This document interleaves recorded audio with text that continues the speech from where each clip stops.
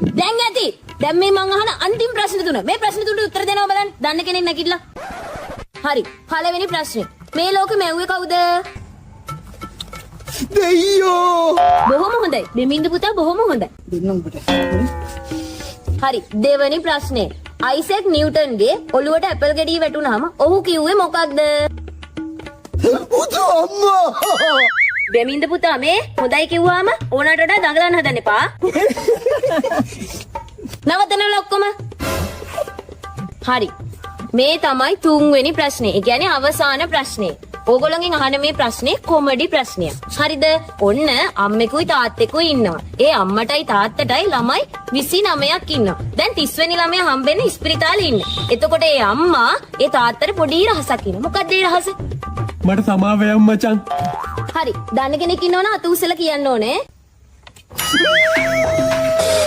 තෝකෙන් ආයි මට ඇන්නොත් ඔගේ ඔක කඩලා මං කපලා විසික් කරලා දාන්න. පාරෙන් ඉවතට යයි දෝ මම නම් අහකට විසිරෙයි දෝ දැන් හදවත පුපුරයි තරහින් සෙනෙහස පතු ඇගෙන් උණුහුම නොලැබෙයි දෝ